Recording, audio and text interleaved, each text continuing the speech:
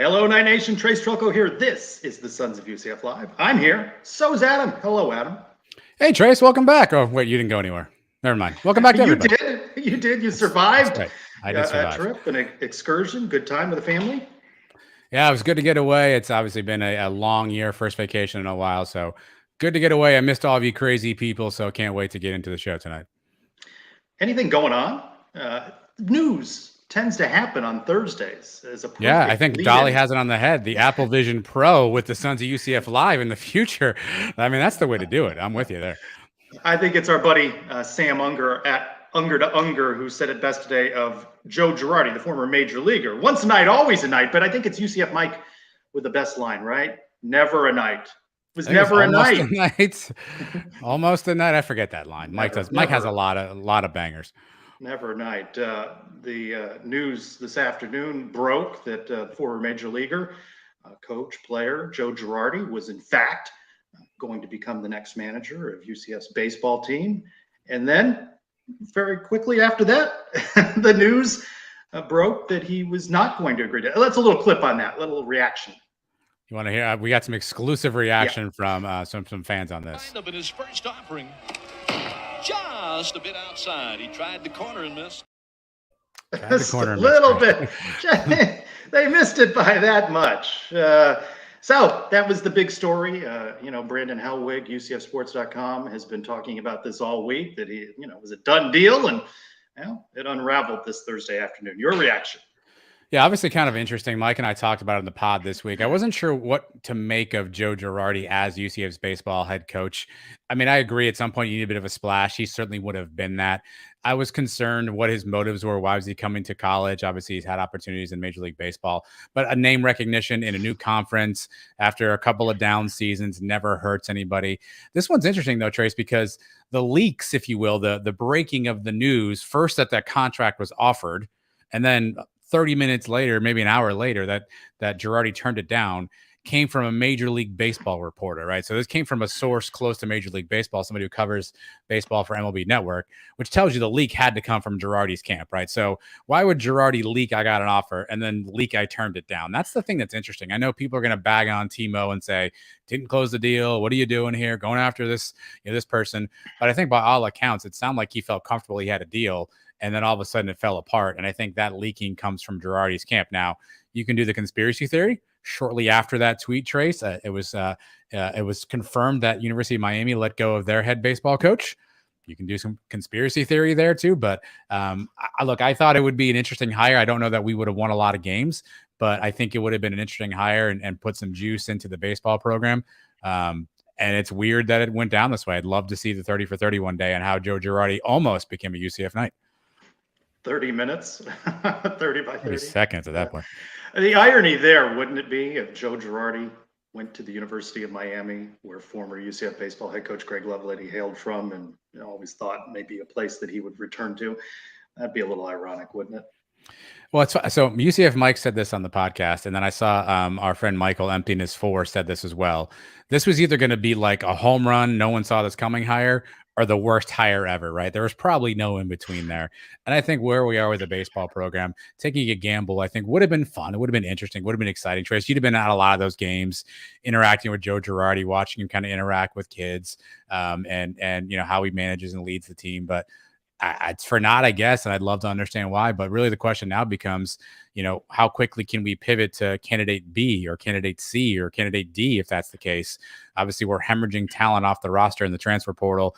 I'm sure kids are getting antsy around who the coach is going to be. Some kids probably are going to stop waiting around and get back in the portal as well. So I think we got to move quickly and on to the second, third, fourth choices. But ultimately, I think we need a coach within the next 72 hours if we want to continue to hold on to who we have and start building for the future. Well, College World Series is underway, so perhaps a candidate is still coaching. I grew up watching the Cubs on WGN and followed Joe Girardi's career. I liked him when he was a Cub. He's been part of the broadcast team, which I found interesting that he's in the booth covering games while all of this smoke is swirling around on the message boards. And there's a Cubs podcast I listen to, and they're pretty fed up with the Cubs manager. Cubs have not had a good season so far, and they were speculating that the manager should be fired and they should bring in Joe Girardi from the booth. I just laughed thinking about how many times I've read that, in fact, he's going to be a UCF Knight soon. So I guess That's what was head still present scratching, but themselves. yeah, that's what was head scratching. But all this is by the accounts that we've read, and what we've seen reported, Girardi essentially was the first one to sort of say, "Hey, I have interest here." I don't think it's that Timo was like, who's out there that I could get? It seems more like Girardi kind of put his name into the mix. And I was always skeptical of why would you do that? What was the cost for that? Did he just want to get back into coaching? Did he want to settle down with his family? His daughter obviously is I think it's a highly touted basketball recruit. His son plays baseball at FIU. Did he just want to settle down? That's what was interesting. And then when the rug got pulled today, those are the first senses I had is, okay, what leverage did he just use this for to get something else? And maybe we'll find that out in the next 48, 72, 30, 300 hours, who knows? But it feels like there's some leverage involved here somewhere. Yeah, I'm not sure all that's going on behind the scenes. What you've spoken of has been reported, right? That he has expressed interest. Vanilla. I always felt, to be honest with you, that no, yeah, he's alive. Okay, picture. I always felt this was a bit gimmicky, to be honest. It never really interested me as much. I wanted to see if, in fact, he came on board, who we would bring in to recruit. And, he's not as familiar with the college game. And you talked about this on the podcast with Mike earlier. I'm sorry. Hold on. We've got to take a quick pause. I'm sorry. I hate to do this to you, but on special assignment, UCF Mike live from the Stanley Cup Finals. Mike, what's up?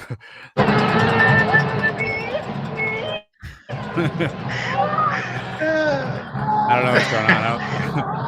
Yeah, look at the ice. That looks nice. Giving us a little view there. Yeah. The Florida Panther fan. They're back. Tracy, you had to guess how many beers Mike's had so far. What's your take? Several. Yes. There's one right there. There's one. I don't know if he can hear us. He's just yelling at us now. Yeah. We don't need to talk with him. He doesn't need to respond to this Joe Girardi story. Just a live look, Mike. Live look in here. Yeah. How long are you going to stay with Mike here? I don't know. Let me see the net. Let me see. Okay, he's in the house. What? Now it's getting dizzy. I can't see anymore. All right. Thanks for coming out, Mike. Thanks for that insight, Mike. Yeah. It's like the weatherman on the Family Guy. It's going to rain. That's Mike's live report from South Florida. So anyway, where were we? I wanted to see a coach come in that is a strong college coach with strong recruiting. And you guys were talking about, well, kids are going to flock here because of Joe Girardi. Really? Did we both say that? I don't know that I said that. I was of the mind of like the kids who are college age right now. When's the last time Joe Girardi was relevant, right? 2009, he won a World Series, right? But if you are, a certain age, like you were in diapers during that time. So while the name is important, I don't know that it's as relevant as, look, Mike's a lifelong Yankees fan, so to Mike, that's a revered name in Yankees lore. For me, I don't know that kids would have flocked to that name. I do think there would have been some cachet in saying, "Hey, my head coach is a former Major League World Series winner." But I don't know. That can only get you so far when you screw up a double switch and you can't start the right pitcher, and all of a sudden, nobody really cares. So I think it would have got a little cachet, but I don't think kids were going to flock here because of Joe Girardi. Yeah, I think it got a burst, of publicity today. But, I'd point to Eric Wedge. He was the manager at Wichita State, former major league manager, fired now. Didn't work out. Wow. There. Yeah, I mean, so, you got to have results, right? So we're going to talk to former UCF Knight, also had been a part of the Chicago White Sox organization, Tyler Osick, coming up half past the hour. But let's transition a little bit into a little Big 12 talk, just a couple weeks away from UCF officially joining. And the preview guides are starting to come out now. And one of my favorites, let's bring on Joe Brobeck, writes for the College Football Network. And he's out with his new publication, online publication. Joe, welcome back into Sons of UCF Live. Hey, guys. Thanks for having me. All right, let's talk a little process here. When I clicked open the PDF, free to everybody, and I'm going to ask you to explain how folks can get it. 465 pages online. When did you start? What's your process in putting this whole thing together? Yeah, it's I didn't realize how big it was until a few days ago, mostly because I had all the conferences kind of broken up. So when you look at it, 14 teams in one conference is not really that big a deal, but then when you put them all together, it adds up pretty quick. I usually tell people that I kind of get bored with college football in November. Like, I'm one of those people that the best time of college football is before the season. The preseason to me is the best part. And then once the season goes on, it kind of gets less and less exciting, but I still enjoy it. So it's one of those, like, I question, do I actually love the end of college football, or am I just already looking forward to the next year? So about November and December is kind of when I kind of get started on like what I want my outline to look like. And then, the transfer portal makes things so difficult where starting in November, you have guys leaving and transferring to different schools and whatnot. And then you have it going all the way into, I just had 2 starters on some of the teams that I had going to the transfer portal 2 days ago. So it's definitely a long process and it's not easy, but I enjoy every second of it. Well, we're going to talk about your preseason rankings in the Big 12. You've got UCF ahead of the other newcomers. Why is it that you think UCF can transition well from the AAC into the Big 12?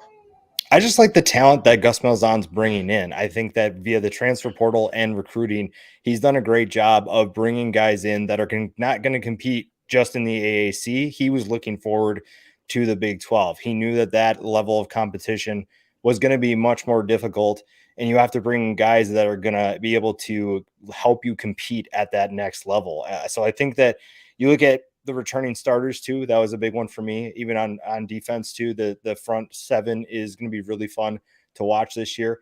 And then you look at the other teams. BYU, their defense was pretty bad last year. They have a new quarterback coming in Keaton Slovis, who could be very good, but you were not really sure. Houston is a team that underachieved big time last year.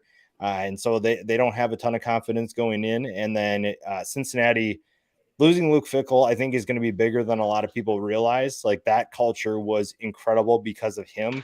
And now that he's gone, I think they take a step back, and it's going to be a tough transition for any team to go through. But losing a guy like Fickell is just phenomenal to lose. And now you have to go through bringing in essentially a ton of new personnel too. So I think UCF is the team that did the best at keeping returning starters, bringing in talent, and puts themselves in the best position of those 4. Joe, reading your write-up, it sounds like you think the season really hinges on one player, right? You wrote about it in the write-up, John Rice Plumlee, right?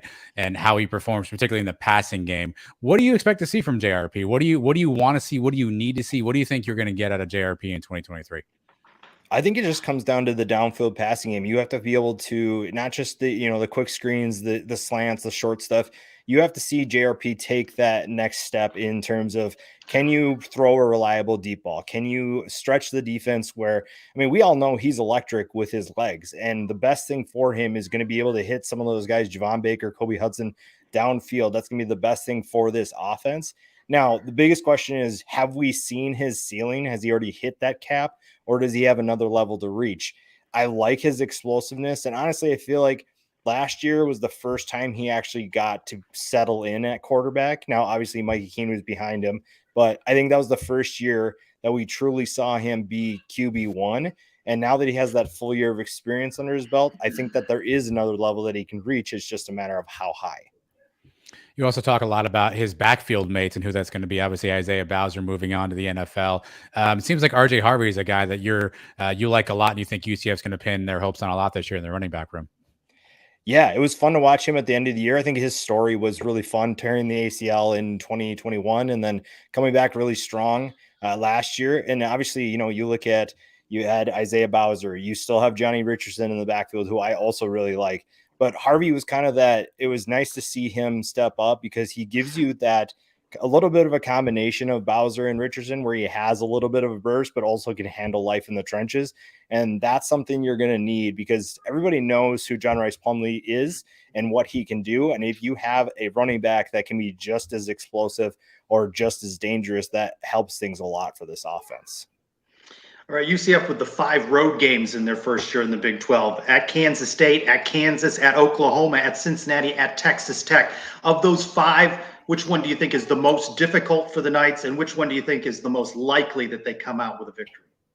Oh, I think Oklahoma, even despite the fact that they struggled last year, I think Oklahoma is easily the toughest one of those. Now, playing in Manhattan, play Kansas State, that is a very tricky one as well. But I think the talent level, along with the atmosphere of Oklahoma, is probably the best atmosphere that UCF's seen in quite some time in terms of a road trip.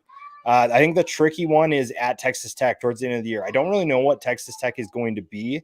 I really like what they have returning in terms of personnel, but you just don't really know if that defense is going to be disruptive. Are they going to be able to make plays, turn the ball over to their offense?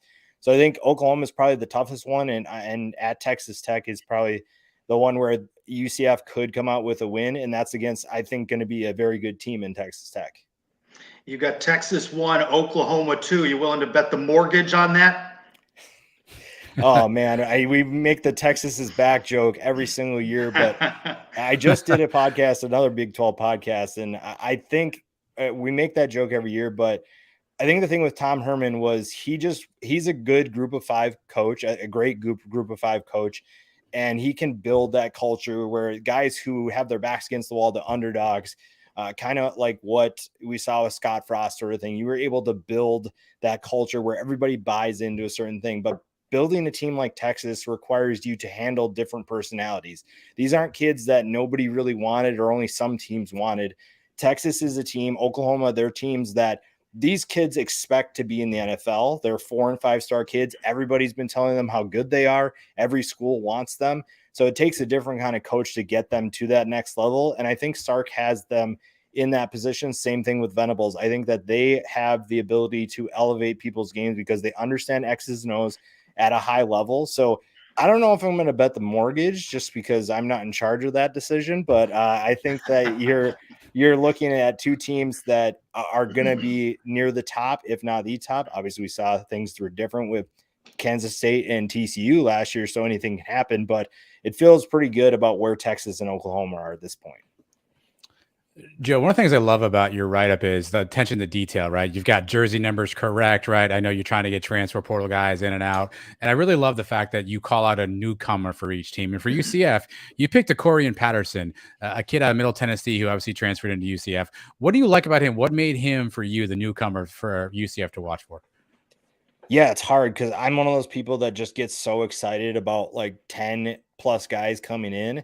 And so picking one guy is pretty difficult. But Decorian Patterson for me it was honestly between him and Jerry Wilson, the safety from ECU. I really like what both of those do. Jerry's actually a former linebacker that transitioned to safety. So he brings good size and good athleticism to that secondary. But Decorian Patterson's a proven playmaker. He's been able to create turnovers for Middle Tennessee for a while now.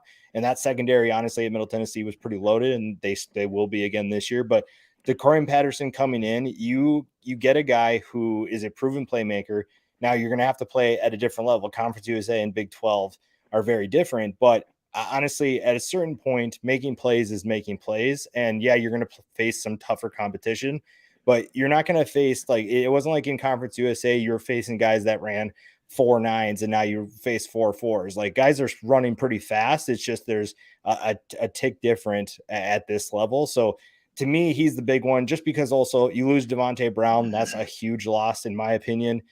So you got to get guys that can compete right away. And I think Decorian Patterson is the perfect replacement. Much is also made about UCF. There's two new coordinators on both the offense and the defensive side. Defense, Addison Williams gets promoted to defensive coordinator. Offense, Darren Hinshaw comes in after spending a year sort of as an analyst. How big a deal is that, you think, with two new coordinators, two new sort of systems, if you will, a little bit, breaking in on the first year of the Big 12? Well, I think that the defense probably is used to it at this point. It feels like lately UCF's been going through a couple different guys, and they've had some pretty good success for the most part. So that is a group I'm not super, especially with the talent they have returning, I'm not super worried about it. And then you flip to the offense. Gus is still going to have his hands on the offense. Doesn't really matter. It's kind of like it's a pseudo title. Like, Gus is still going to have he's going to be able to trump anything that this coordinator wants. He's going to be able to make suggestions, say, no, we're running this. So I really don't think that I have too many concerns. Obviously, when you're going through the first year of two new coordinators, there's going to be some road bumps, and you're going into a new conference too. So there's a few different things that they have to worry about. But at the same time, on the flip side of that, all of these teams that they're facing this year have never faced or haven't faced consistently UCF either. So there is both sides of it where you should be concerned on your end, but also the other teams that you're facing don't really know what to expect from you either. You have Texas, Oklahoma 1-2. If we're breaking this into tiers, how do you see it breaking down after that? And what do you think that separation is with UCF at 7, the distance between them and 3, 4, 5, 6? Yeah, so it's tough because I said in the last podcast that I did, you look at the teams that can compete for a conference championship, and honestly, in my opinion, there's about 11 teams that could make it to the conference championship this year. I think 11. Yeah, I think TCU. It obviously a lot of things depend. UCF is one of those teams that can make it to the conference championship, plain and simple. Like they can. I mean, you look at TCU last year. Nobody had TCU going to the conference championship. No one had them even. They probably had them at best winning 8 or 9 games, not necessarily making it to the national championship. So this is a conference where there's actually quite a bit of parity, and so I think that's the biggest thing. You obviously have to have some things go right. UCF, obviously, we need John Rice Plumlee to take a step forward to be able to open up that passing attack. The defense gets those transfers in and gets everything figured out. You look at Kansas could be up there. Kansas was a surprise last year. Nobody really saw what was coming last year. And obviously they faded towards the end of the year, but that's a team that can score points. They have a talented defense that can make stops. Baylor is got Dave Veranda. I trust him as long as they can get the offense figured out. BYU has a ton of talent. They brought in a bunch of transfers too. Just a matter of getting the defense. Iowa State, same thing. They're an underdog team that everybody sleeps on, especially after a 4-8 season. And that's where Matt Campbell typically thrives. And then, so to me, like there's 11 teams now. How confident I would say, like I am on BYU or Iowa State is definitely less than putting TCU or Kansas State into that conference championship conversation. But UCF is right there. They have the talent in the trenches. I think that they have the talent at the skill positions offensively, and it's not going to take much because of the conference you're joining. There's a lot of parity in this conference from top to bottom. I think even if you look at West Virginia, who's the worst team to me, that's a team that can still surprise you. Like going to West Virginia or having them come in, like there's a lot of teams that can win football games in this conference, and Oklahoma and Texas aren't exempt from that. So that's why I see 11 teams have a chance, and it really depends. But I do believe that if everything goes right for those teams, then you're looking at a team that's competing for a conference title. So Texas, Oklahoma stumble. You've got TCU third, but you could see any number of teams that might find themselves atop the division. Yeah, and TCU is that perfect example. We didn't know what was going to happen to quarterback Chandler Morris, and Max Duggan came into the year, and Morris actually won the job. I think people forget that.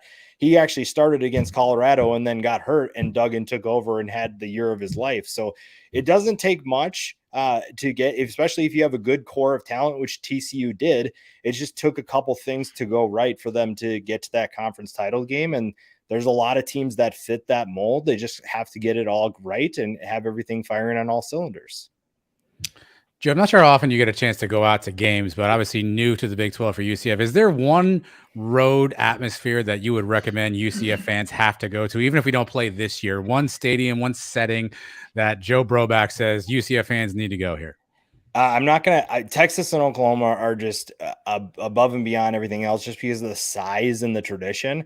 But I think a super underrated one is actually Iowa State. And you don't think like, oh, let's go to Iowa for a college football game. That sounds like so much fun. But Iowa State has a great atmosphere, especially when they're playing really well and they're upsetting teams like Texas and Oklahoma. That stadium is one of the most dynamic stadiums in college football. So I would say that one is, and that one is an underrated one, probably an overlooked one for a lot of people. But I would say you're probably not going to go wrong outside of, maybe West Virginia, although if they're playing well, that's really fun. I think that any number of these is really fun. I could go down the list on a lot of them, but Iowa State, another underrated one, BYU. I think BYU has a really fun stadium. They do a lot of great things off the field, like between possessions and whatnot. So that's another one I would say definitely get out to if you can. All right. The last question I have for you has nothing to do with football. The shoes behind you, what's significance? And is that a T-Max shoe or is that an N1 shoe all the way to your left? So this one right here, these two are T-Max right here. Okay. And then these are LeBron. So growing up, I have 3 younger brothers. So we didn't go anywhere fancy to get our basketball shoes. And my teammates had actually each one of these three growing up. And I said, if I could ever afford them one day, I'm going to buy them. So now that I have enough money to do it, those are the three. Now, getting myself to wear them actually, as someone who loves wearing shoes, I don't know how likely that is, but I at least have them and know that younger me is very proud to have those. Very good. Very good. That's a good story. Tell folks how they can find 465 pages of college football greatness here as we get closer to July 1 and UCF joining the Big 12 officially. Yeah, if you're on Twitter, just follow me at Joe Broback. It's the pinned tweet there. You can find it on my Instagram as well. Everything is at Joe Broback. Pretty easy to find. And you have a new addition to your family. We appreciate you stealing a little bit of time away for us tonight, and congratulations to you and your family. Thanks, guys. I appreciate it. All right. Talk to you again, Joe. Thank you. Thank you. Yeah, a lot of detail there. I love how detailed he is. And 465 pages, you can scroll through it. You know what was so nice? What I liked is I didn't linger and spend any time in the AAC. So I got no knowledge of what Temple's got going on. I'm trying to get my arms around Texas Tech. Look, at this time of year, all the publications are putting out their preview issues, and there's always a litany of errors. There's always, typos. There's always wrong graphics, wrong guy. He even had the jersey numbers correct. Tremont Moore's brass changed to number 3. He had that in there. So I really love his level of detail. Again, for me, it's those little things that let you know that he actually does the research, looks into teams, isn't just trying to pencil whip stuff too. So, but friends, Control F is your friend. You're gonna need to Control F on that PDF and to type in UCF. I love Joe to death, but Control F is your friend. Yeah, this is true. A little more football news before we get back on the big topic of the day, the search for a new UCF baseball head coach. Deshaun Lawrence, previously the assistant director of player personnel for UCF Football, now the director of player development. So that's one coaching move that actually happened this Thursday. And Big 12 Mexico, we talked about it a few weeks ago, officially unveiled south of the border for the Big 12. The league announcing Kansas versus Houston, men's and women's basketball, December 2024, Mexico City. They also expect exhibition games for women's soccer and baseball against club teams throughout the country, and a possible bowl game in Monterrey, Mexico in 2026. Well, we get Mike there. I know we're not going to get him to Lubbock. This is the closest you're going to get Mike to Lubbock. I'm not sure where Monterey is in relation to Lubbock, but I feel like this is as close as you're going to get Mike there. What do you think about that, though? Do you like this expansion, expanding the brand in Mexico? I mean, Yormark has not been timid in his first year or so on the job. Yeah, it's interesting. It's revolutionary. It hasn't really been done a whole bunch, especially in the college game. I know the NFL has experimented with games in Mexico, but it might be an interesting destination game, right? You schedule, you go down there, you try to spend some time. I mean, it may be an interesting destination game. And look, if there are if there are ears and eyes in a region or an area of the country that are open to adopting new teams, and you can capture those ears and eyes, which maybe equals revenue, you'd be foolish not to try. So I appreciate his effort of saying, hey, there's potentially an untapped market here. Maybe we can go in and get a footprint. Obviously, Mexico and Texas bordering each other, so you think you'd have some familiarity there with the Big 12. So I applaud his forward thinking of saying, hey, there may be some fans here that we don't know about. Let's see if we can tap into a new market. Certainly interesting. Also interesting, rumor has it, you're going to be back in Orlando on July 1st for a big UCF Big 12 block party over at Burger U. Rumors are true, Trace. July 1st, 12 to 6, sponsored by Burger U, Brits Bunch, The Kingdom, and of course us here at the Sons of UCF. The brainchild of Jan from Jan and Brit. Details still being kind of finalized and worked out. I know we'll have some DJs. I think there'll be some food there. We're working on some giveaways. And so it's a great day to celebrate what will be a big day. What's a sort of a bellwether day for UCF. So come on out, block party right outside of Burger U, 12 to 6, stay for 6 hours, stay for 6 minutes, whatever. Stop by, say hi, have a cold drink, and celebrate UCF's move to the Big 12. We can't wait to see everybody out there. I know it's a holiday weekend, people. No excuses. Maybe some players coming by too, by the way. So show up. Maybe we'll get some more details on that as we get closer to. I hope so. That's all I got. That's all I got, Trace. I'm lower on the committee rankings of this particular. Yeah, but you're going to be there. That's a big deal. I've told you this before. People ask me all the time when I'm at events, hey, is Adam here? Is Mike here? Nah, they're not here. So no, Mike. Mike will not be there, of course, but I will be there. You will be there? Maybe. What are we doing with maybe? What's maybe? I don't understand maybe. It seems weeks away to me. I don't know. That's a long It time is away. It's technically, just you're correct. I mean, 23 days, I think I saw scroll. Maybe I'll be this there. guy in the maybes. And maybe Leo. We haven't seen Leo. We don't know if he came back from I don't Europe or know. not. Leo, send a If you're message. here, yeah, SOS somebody, do something. Maybe Leo will be there. Who knows? We miss you, Leo. If you're there, He sent me a video send help. clip. Give us proof of life. Something Near with a the newspaper. Pope when he was outside the Vatican. So I know he was there. So Yeah, we began the show talking about the Joe Girardi hiring that didn't happen. And I've been exchanging messages this week and throughout the day with a former UCF Knight, played baseball with the Knights 2018, 2019, drafted by the Chicago White Sox. He is Tyler Osick, and he hops on Sons of UCF Live with us now. Tyler, hey, how are you? Hey, how's it going? Thanks for having me. All right. You thought this was a done deal today, just like most people. What's your reaction to this now? No Joe Girardi. Yeah, that's what I was thinking, and that's what I was hearing around. I saw people were saying they saw him on campus, and it seemed like a done deal. But I thought he would have done a good job, just being the guy, and he's success in all the avenues that he's went in his life. And I thought he would have done a good job over at UCF. But I guess we're going to see who they're going to wind up hiring in the future now. Was there, before all the Joe Girardi talk started happening, was there a guy or two that you kind of liked for getting the job? Well, obviously my former junior college coach, Jeff Johnson, I was hoping that they were going to try and go that direction, but it seemed to me like they went a different way. I'm not sure if he interviewed for the job or not, but the Campbell head coach really intrigued me. I think he's been to 5 regionals in a row over there, and I think he would be able to do a good job at whatever program he goes to. But it seems to me like I've heard he's already turned down jobs to stay there, so I don't think he's really moving. But I guess we'll see who they wind up going with. I think Richard Wallace would be good, but I don't know if he's going to leave after they're already taking a lot of the UCF players. But I guess we'll see what happens, you know. Yeah, it's a little awkward, right? But that's where he works right now, right? He works at Florida State, and they've taken some of the best of the UCF Knights over there. Cam Leiter, Drew Farrow, amongst others. Yeah, exactly. Tyler, we always talk about what we think players want in a head coach. Obviously, take yourself back. I mean, you were just a player at UCF, 3-4 years ago. What's important to players in a head coach? Is it development? Is it the name recognition? Is it the way they treat players? What are the things that are important to players as you think about naming a new head coach? Yeah, I think it's development. I think it's the way that they treat players. I don't think they care as much about the name. I think that the way that they treat their players and the way that they develop players, and if they have a proven track record of winning and getting players drafted into the next level, I think that's more important than the big glamorous name. And I just think that's the reason why I was a really big proponent of Jeff Johnson, because he was able to produce over 20 major leaguers in a small town in the Northwest Panhandle of Florida.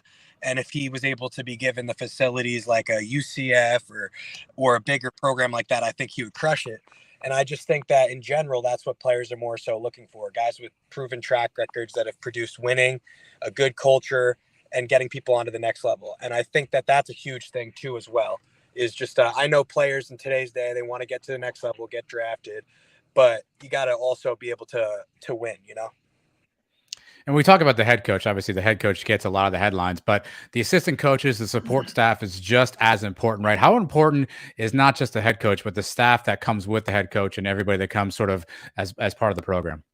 Yeah, they're actually extremely important. Back at my time at UCF, we spent a lot of time with Ryan Klostrom and Ted Tom, and like for your positional versatility group and stuff like that. Like, believe it or not, the assistant coaches are the ones there on the floor with the players developing. And I'd say that the head coach in college baseball is more so like a CEO of the company that writes the lineup on game day. They sit back a little more, they analyze the players, they see who they want to put in the lineup, how they think players can produce and bring certain things to the team. But the assistant coaches are really the ones developing the players. So they're absolutely huge. Of course, all this talk of a change comes after Athletic Director Terry Mohajir let go of longtime baseball coach Greg Lovelady. When you heard that Mohajir was letting go of Lovelady, what was your reaction to that? I mean, I was upset for Love just because, he was there for a long time. He helped me tremendously in my career. He always stuck with me. He through good times, bad times. He was always there for me. So it wasn't good news for me hearing that he got let go. And I love the whole staff there. I went back every off season and would train there. Even this off season, I was there working out. Um, I just want whatever's best for UCF baseball. Like that's the program that I played for. I truly love UCF. So now my next focus is just trying to, you know, help in whatever way I can in the future of that program. And I guess we'll see what direction they go. Do you understand fans' impatience with baseball? They just think that it's on the verge of something, but not quite there, and that it could be more, I think is a frustration on the part of a lot of fans. Yeah, and I think that's fair. I think that's fair frustration. I truly believe that UCF should be in the top 25 every year. They got the facilities to do so. They have the best. They're in a hotbed of baseball. Some of the best players in the country come from Orlando. UCF football is doing great. I think that UCF baseball has to catch up. I mean, we have the facilities. We can for sure compete at the national level. Tyler, not sure how much of the season you're able to watch this year, but as you saw the season and saw kind of what transpired, how would you describe this year? What do you think worked well for UCF, and what do you think didn't maybe go so well for UCF? Yeah, I mean, I've been keeping up with the games ever so the last few years. I really liked the way that they swung the bats this year. I saw that they were kind of inconsistent on the pitching side of things, which was kind of in a way the opposite of what it's been at UCF in the past. I would say that the pitching was usually what kind of kept us in games and in the season, but now it was more so the offense. And it was 1 through 9. They were pretty lethal at the plate, but the arms didn't look as good as they have in the past. But they also have had some big pieces drafted recently. But I just thought the arms were definitely down. That could be Coach Adi leaving halfway through the year, stuff like that. I don't know what it was attributed to, but I definitely saw a little. We just got to get a little bit more even on both sides of the ball, in my opinion. Coach Lovelady referenced the change in pitching coach at the timing of when that happened as being a factor and being disruptive. Help us understand why that's disruptive, besides the obvious that he's coming in halfway through the season, just in terms of development. You miss fall ball and the opportunity to develop pitchers. I mean, I'm sure that guy did a great job. I mean, he's had a long like career in coaching. He's had success. I just think that when you come in halfway through the year, you more so don't want to immediately start changing things with pitchers and players. You want to get more of a feel of their personality and who they are as guys before you say, "Oh, I see you doing this. I see you doing that." The players might be not so receptive to that and might maybe not even listen in a way because they're saying, "I have to have trust in you first before I let you make a critical decision in my career." So you can see maybe that's something that went into it, or maybe it was just injuries, or maybe it was just the staff that they had this year. So I don't know. If I was there, I'd be able to give you a little bit better of an answer. We talked earlier about some of these guys that have left now, entered the portal and have gone on to Florida State. And you were imploring on your social media, stay, commit to the program, believe in it. But if you put yourself in the shoes of those players, there's a great deal of uncertainty at the moment. And you want to know as a player that you're secure in your future. You understand where they're coming from, even though you don't want them to leave. Yeah, I understand where they're coming from. And I've heard that there's amounts of money getting thrown at them to go to these programs. So I'm sure that that's super appealing to college players. If I was 21 years old, I would probably have to consider something like that as well. But I just see it as that I think that you could truly do anything you want to do at Florida State. I think you could do it at UCF if the full team buys into it and commits and you get rolling. You can really do it there. And maybe we just need a little bit more support on the financial ends to keep players there. But I definitely just think that you could do it. Like I referenced, Shaquem Griffin and Mackenzie Milton, those type of guys that did it with UCF football. I think that that's way cooler doing that and building something special there at a program that's never done anything than going to a Florida State, Miami, LSU, and just being one of another guys there. And so I was actually talking to some of my old teammates at UCF, and I was just thinking, I was like, yeah, there's money being thrown at these guys, but I remember that when we were trying to kick Florida and FSU's and Miami's butt, and now they're going to play with them. I don't know if I would have, but I it's different now, and it's just different, and I guess we'll see what happens. Tyler, obviously, UCF leaving the American Conference. We had a bunch of years in the American Conference. When you were there, who did you consider your rival? Obviously, we know the Cows over in Tampa, right? That's a natural rivalry. ECU obviously always had a good team. Who did you kind of consider your rival when you were at UCF and playing baseball? Yeah, I would say it was kind of ECU and South Florida and then UF. Like the midweek games against UF, they were always fun. They were a blast. We had great crowds show up for those games. So I would say those three teams were probably the biggest rivals there. We got a question coming up in our mailbag. I need an expert opinion, and no better expert than you. I don't know if you can see the screen. I know you're on your phone there. Pick your uniform, Tyler. Which of these 4 uniforms do you like the best? Obviously, you're the foremost authority. You have worn probably something very similar to all these. If you got to pick one of these, it's Tyler Osick Day at John Juliano Park. You can pick the uniform. Which one are you picking? I saw online that people weren't liking the baby blue Citronaut ones, but I'm going with the Citronaut Saturday. Wow. Oh, yikes. It was bad luck. And they abandoned that as the season moved along. Tyler, do players believe in that, though? Do players believe, like, in superstition and curses? Like, Saturdays, there was a bloodbath during the year where you're losing a lot of Saturday games and by a bunch of runs. Do players believe in that stuff? Is that something that you all talk about, like, superstitious-wise? Like, hey, let's ditch these jerseys? Yeah. I would say not typically, but then I think that they were probably feeling the same way at some point in the season. Bring us up to date on you. Fans remember you being a Knight, and then you were drafted by the Chicago White Sox. You spent a couple of years in their organization. Where are you at right now in your baseball career and your future pursuits?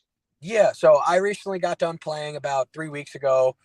Was released by the White Sox, and now I decided that I'm just going to be going into college coaching. I'm going to start my college coaching career this upcoming fall, and I'm going to try and figure out where I'm going to start that, and we'll see where it goes from there.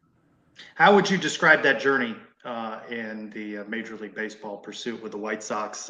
Toiling in the minor leagues, and you make that decision now. Why now the decision to move in a different direction?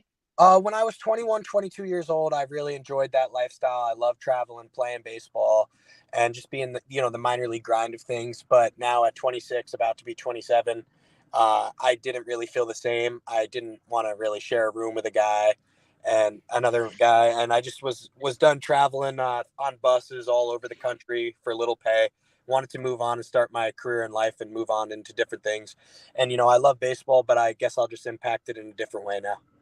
You'll have to let us know if and when you land there at a new team coaching, if you're on any buses on any long road trips. All right. And you should break some news, right? Let's just start some rumors. You're the next head coach to UCF Baseball. Let's just name you right now. Hey, I hope I get on the staff as an assistant. Whoever gets hired, I'm reaching out as soon as they get hired. That would be great. Tyler, jerseys every day. Trade baby blues every day. If it brings Tyler Osick back, I will embrace the baby blues. I'll take it. Tyler, we appreciate you spending some time with us tonight on Sons of UCF Live, and keep us up to date on this coaching search. All right. Thanks for having me, guys. All right. See you again, Tyler. All right. Well, I did promise that to everybody, right? I'd be more. I said more supportive of the Blues. I didn't say I would be a full embrace of the Blues, but. Can I get a little credit there? It's not because of me. No. They abandoned the blue jerseys.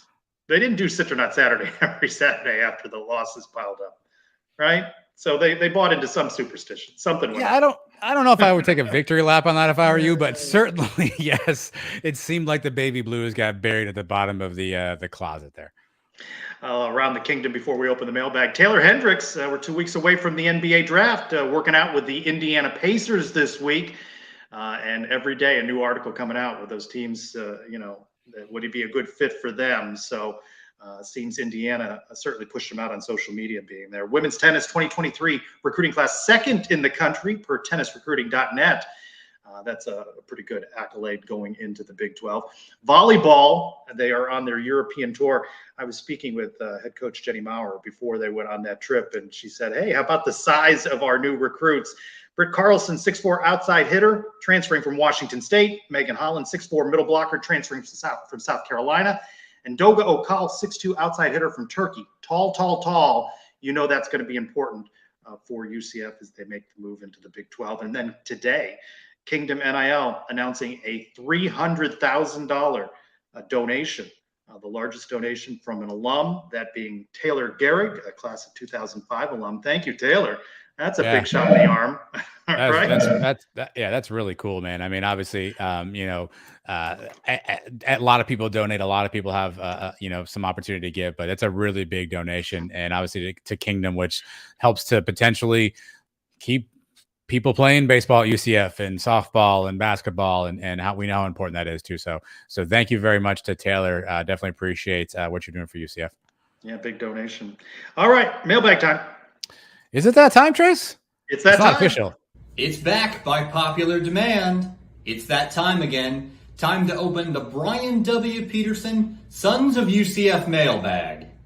Before we start, Trace, here's what gets me every time is that somebody is going to go in that man's office to get their taxes done. He's going to go, it's that time. And I just don't know how you do that with a straight face. I just don't know how you do it.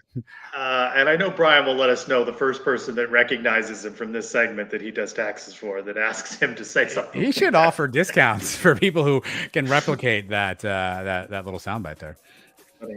JP Gilbert off the top with a hard-hitting question. Adam, would you trade a Miami Heat NBA championship this year for a UCF Big 12 title and playoff appearance? However, in that appearance, UCF gets blown out by 4. Well, based on how poorly the Heat played last night and how this series is looking at this point, give me that Big 12 championship. I would not want to get blown out, obviously, but that would require us to win a championship. So based on how crappy the Heat looked last night, give me UCF in the Big 12. All right, but say the Heat had won last night and be up 2-1. Answer the same? More loyalty to UCF than Miami? More loyal. Clearly, A, you're not familiar with Tony Brothers, and B, yes, more loyalty to UCF than Miami. He also asked this of UCF Mike. Is he still floating around? No, Mike has disappeared from the stream. I don't know if I should be concerned. I assume he's watching the game. 1-0 Cats right now, by the way, for those of you following along. How do you think he answers that question? Can you ask him that on the next podcast? He said, I believe he responded on Twitter, and he did not like being blown out in a bowl game. So I believe he went Panthers, only because Panthers have never won a championship.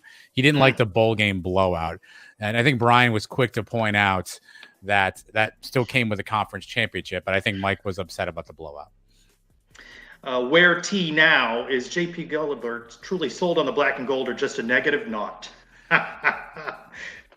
For those of you who don't get JP Gilbert, yes. I mean, there was honestly no bigger Knight fan than JP Gilbert, and he's got his own different way of communication.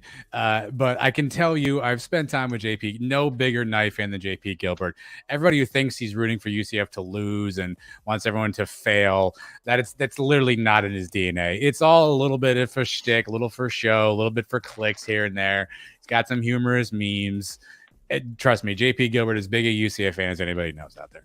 I think I've said it on this show before. I muted him for a week. I just couldn't take it. With football and basketball overlapping, besides him ripping into JRP I don't and Johnny Dawkins, I could just... Of all the people to mute, it's JP Gilbert. I've got a few people on mute, Trace. You know who they are.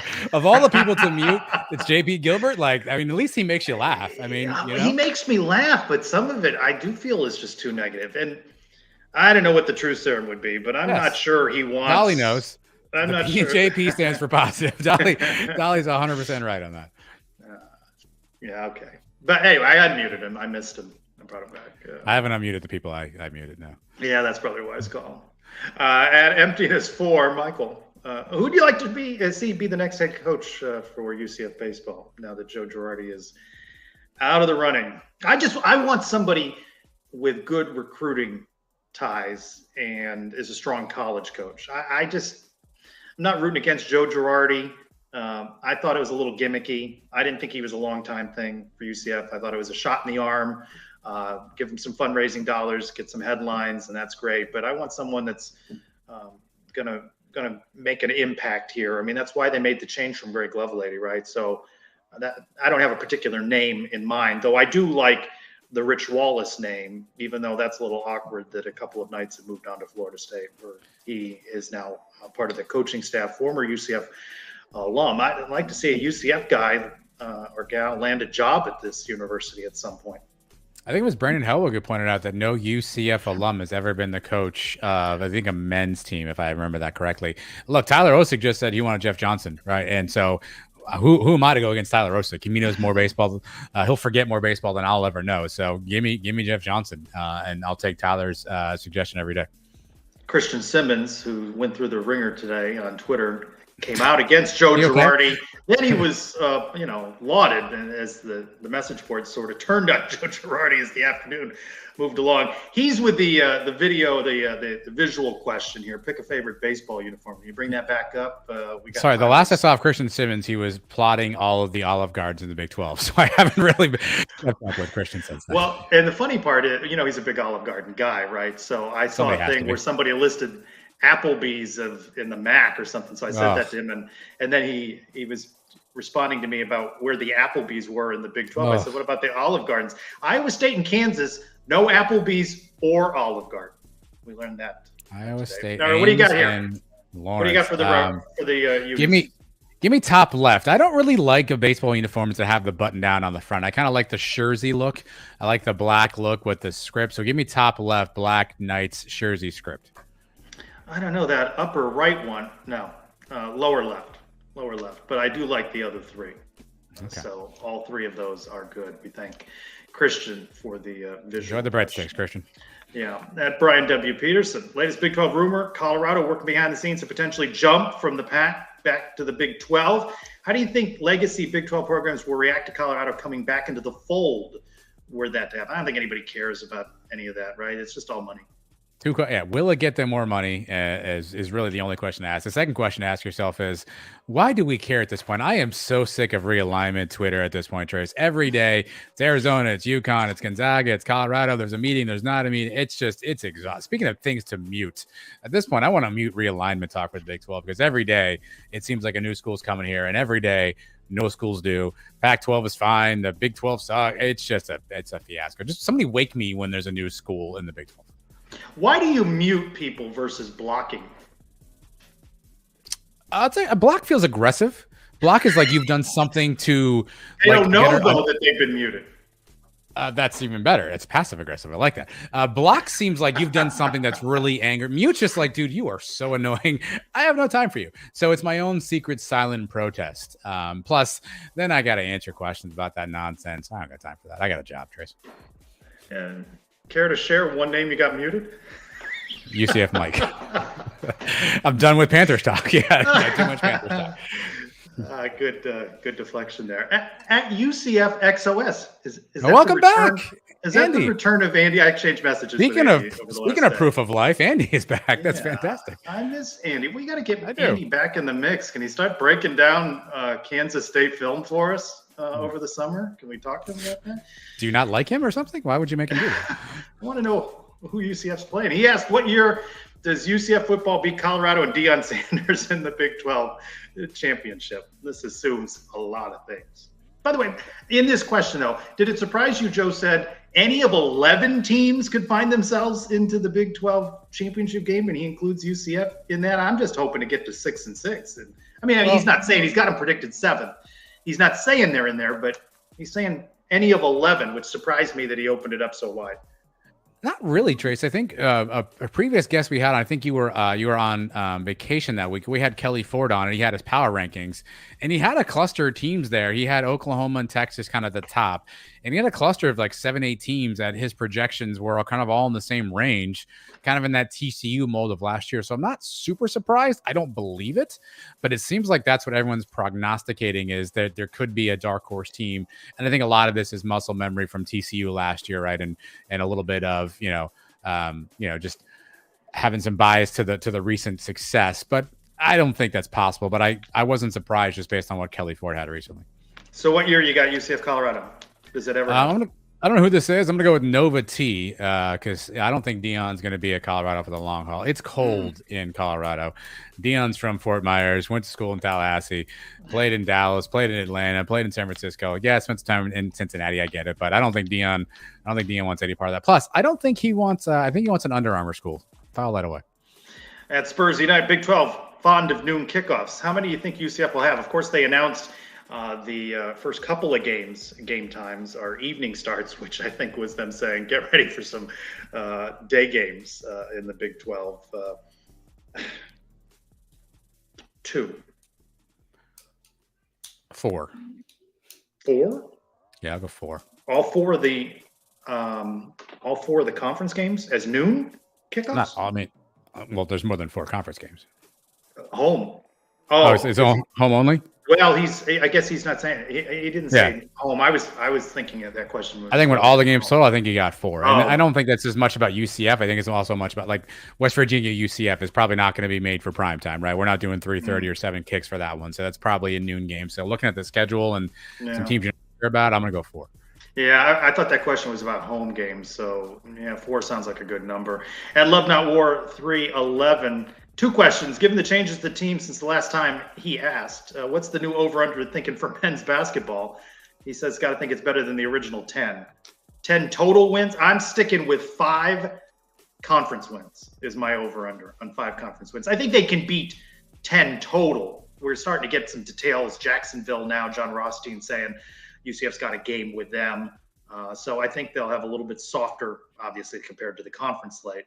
But I still think over-under's 5 in the conference, and maybe I put him at 11. Yeah, I think I can go over there because he's saying total wins, right? Yeah, I agree with you. I think we're in that 4 to 6 conference win range, and we need one of those like lucky Derek White tip-ins at the buzzer situations. I think we can probably go 4 to 6 conference, but with the non-conference schedule, I think it can be a little soft. But listen, I mean, does anybody really know what this team is going to be? Because it's a Frankenstein of pieces from other schools that seem to have talent, had success at other schools. But how the heck do we know if they're going to play together? Are they going to play well together? Do they complement each other? None of us know that. Welcome to college basketball in 2023. I can't tell you definitively that I think that we're going to be a 15-win team. So I'll take the 11-12 range with you, but I'm not super confident over it. Just because I think Johnny Dawkins can get him to win a couple more games, because well, now you're just drinking, Trace. Is that Johnny Dawkins is going to get us to win games? Yeah, he's going to out-coach. I think he squeezed more wins out of this team than the talent on the roster over the course of his career. Non-conference wins. Next question from That's fair. Our Love Not War. Who's the next boom for UCF football in 2024? I don't know. I like how you say this on your show. We are not your recruiting experts. Don't come here for recruiting. I love all of you people. Do not come here for recruiting. That's not. I have no patience. I have no time for that. There are several people who do a fantastic job with UCF recruiting. You should follow those people. I trust all of them implicitly. I hear things here and there. From what I understand, Bounce House Weekend will hopefully prove to be fruitful. How many that is, who's first on the list, I don't know. Because here's the thing I don't like, Trace. We went to like the verbal commit, then there's the hard commit, there's just a sign. Now there's the silent commit. I don't like the new variations on commit. Just commit at some point. There's the silent commit. He's committed, but he's not telling anybody. I don't understand that. So the silent commit scares me. I'm sure we have a few silent commits, but I don't really know. Dolly's as plugged in as anybody. He's going with Gage from St. Thomas. So it seems like a name I'll stick with as well. Yeah, you know what? I hate to worship at the altar of UCF Mike, but he said, let me know in August who's on the team. Let me know when they're here. Well, let Mike know in October. I don't know. I think August still may be a bit too soon. At Mr. Nightman _ does participation in fan banter detract from or improve the quality of your night fandom? I guess Twitter banter, message board banter. I think it depends on for 48 hours, I had Cincinnati fans in my mentions because of something that people got engaged with. They're obnoxious. So I should have muted some of that conversation. It depends on what the topic is. Yeah, the word banter is interesting. I don't know what that means. What drives me crazy is when people argue over things that there's no way anybody can prove. You know what I mean? Like there's some people. Christian said that he didn't think the Girardi hire was a smart hire. But why? You're wrong. Well, how do you know? How does anybody know whether it's a good hire? I mean, it's his opinion. Yeah. But you don't know. At UCF, some Big 12 fans believe Night Nation should move on from beefing with Cal fans. Now that UCF's a P5 program. Where do you stand on this? You've got the segment on the pod, the Cow of the Week. Is that going to stay in the show after July 1? Yeah, mostly because I'm probably too lazy to change anything there, but probably. But again, I think Cyclone of the Week. I agree with this take. I think we should. UCF's not in our USF's not in our sphere anymore. They're not in our orbit. Like, let's just move on. Yes, they're going to talk some nonsense here and there, and I think when they do that, sure, like respond back and put people in their place. But I think wasting our energy going after the Cows is is beneath us at this point. Let's move on to Trouncing, Cincinnati, and Skyline Chili, and whatever else is going on there. At Bounce House Grill, as prospects and recruits seem on outside to be improving, there's one spot I hear very little about. Is the quarterback spot, in terms of recruiting and even transfers, good enough? Especially with some of the losses in the portal.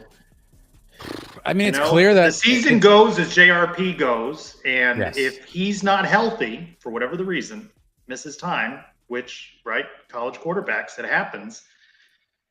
Here's the one thing we can tell is last year we all like sat here every day and we were speaking of arguing back and forth about JRP or Mikey Keene. There's no controversy. This is JRP's job. This is JRP's team. The hopes and dreams of our season largely is going to rest on his arm. And so I'm going to have to trust that Gus and Darren Hinshaw know enough to know that he's the guy to lead us, and that in some respects we have enough if something happens to him to back up. Timmy McClain, we've seen play. Xavier Williams, we don't know. Sure, would I love a proven backup, but here's the problem. I mean, as soon as JRP throws an Aflac in the middle of the field that gets picked off, we'd be calling for that guy. So it's clearly JRP's team. The faster we accept this and hope for the best at this point, I think we're better off. But I do think Timmy McClain will be a really serviceable number 2 if that's his role. So it's clear though that JRP is the guy, and let's root for the best. Zeebel's UCF saying you get Gus's login to the transfer portal. Which player are you targeting? I like question 2 better. How secure do you think Gus's password game is? It involves a kid or his wife's name or some combination, his wife's birthday. No, I've got it, Trace. I don't know why you're missing. Like most people, the easiest password is password, not for Gus. His password is it's a real password. It's real password is Gus's password. I'd like to see an edge rusher. I mean, I know we got Tremon Morris-Brash. I know we got Josh Saliscar. We didn't get a ton of pressure on the quarterback from the edge this year. I know the middle's pretty stout with Barber and Hunter and John Walker. Give me another edge rusher option there on the outside. At James Duncan, UCF comes in with 3 questions, but the guy had arm surgery. Yeah, is he okay? I saw that. And, he said he's well. Get well soon, James. You had me concerned. He's asking about last-minute transfers. What position need you be looking at? We talked about that. You mentioned edge rusher there. If you could lock in a 6-6 season that includes a win over Oklahoma, would you take it or gamble on a better season? I take 6-6 and a win over Dylan Gabriel in Oklahoma and be happy with it and go to the Pop-Tart Bowl. I kind of agree with that, Trace. I don't want to because I feel like I should want more and be greedy and want like 10-2. But if you told me that's what happened, I might be okay with that. Why is my voice sound like that? Don't be greedy. And James's third question: if you could add one restaurant inside the Bounce House, what would you add? Olive Garden. No, wrong show. Oh. That's the wrong show. So all right, we're in the stadium, so you need stadium food, right? It can't be breadsticks and soup, right? Culver's. Yeah, get out of here. I got 2 options for you. Give me Lazy Moon Pizza. Nice slice of pizza is fine. Give me Huey Magoo's. Underrated chicken tenders and chicken and fries. You can't beat that in the stadium. Again, I don't need something with a fork and knife. I don't need Outback or something. Lazy Moon, Huey Magoo's, print them. Do they still have Four Rivers up in the Cabana? Is that still a thing up there? No, last year it was Sonny's. Sonny's. But for the spring game, it was neither Four Rivers nor Sonny's. It was some already made pizza that was in a big giant thing that may have been a refrigerator, but apparently wasn't a refrigerator. It was actually a heater, and it wasn't very good. Elementary school pizza. Only it was a little personal pan situation, like one of those like you go to like the Target like cafe on the way out, you get that little pizza thing. It was one of those. And finally, UCF national champions already in paintball. Also with 3 of the 13 best collegiate paintball teams in the country. 1st, 4th, and 13th. Have you been paintball? One time, and are we hanging a banner is what I want to know. Do you like it? Did you like the paintball? I didn't like getting hit. Did you win? I believe we did. Yeah, it was a team thing. Obviously, it wasn't just me and somebody. It was a team thing. I believe my team did win, although I want to say it was one of the first ones out. The one time I've done it a couple of times. One time we did it. It was Secret Service agents. You had to protect the president, and the other team was the assassins. So I was a Secret Service agent for a little while. So that was fun. My godson You seem like a kind of guy who would kill laser tag. Yeah, I'm all right on laser tag. My godson wants to go paintballing again. He hasn't done it in a couple of years and wants me to go. So that may be a thing. I went with my nephews one time when I was out in Denver, and I think they just thought I wouldn't be very good at paintball. and I took them both out, and they were both Jeez. surprised. So Brag much? That was. You also seem like a guy who would have no patience for an escape room. Yeah. 10 minutes in, you'd be like, "Where's the door? Let me get out of it." There's no chance. It's kind of No claustrophobic. Even if they're people Yeah. I know and like, I don't want to be around them in that tight a space for that long, trying to figure out. No chance. No, that one's of less interest to me. Although Dolly Trace looks like you love a good corn maze. Yeah, corn maze, okay. Okay. All right, on corn maze. I'm all right. I don't. It doesn't strike many that I would be like this, but I do like these adventure things. You were zip lining. I've done zip lining. I've done bungee jumping. At some point, I want to jump out of a plane. I haven't done that. I would do that. Robert's got a request. Can we get a paintball walk and talk? Yeah, that seems messy. That seems like a problem. I don't know how. It just does. But we'll see. Apparently you're like world ranked in paintball, so there's no chance of you getting hit. UCF is ranked. I am not. You're an alum. That counts. Yeah. All right, everybody. Thanks. It's been good being back with you after having been off last week. And then when you're off last week, it means 2 weeks. As the weeks move along, we're going to be close to the NBA draft, which is amazing that we have something to talk about related to that with Taylor Hendricks. So we're going to be talking about that in the weeks ahead. I want to thank UCF Mike for the cameo, Joe Broback, and be sure and check out at Joe Broback on Twitter and read his comprehensive guide. Start working on your Big 12 preview knowledge. And of course, Tyler Osick. We'll see if this time next week we have a new baseball coach. Adam, I appreciate your help as always. Good seeing you. Good to be back. I am Trace Trelko. Go Knights, everyone. Charge on from maybe the best coach on campus. Hi, I'm Coach Bear, and thanks for watching the Sons of UCF. I think that is an easy best coach. I think she would kill people in paintball.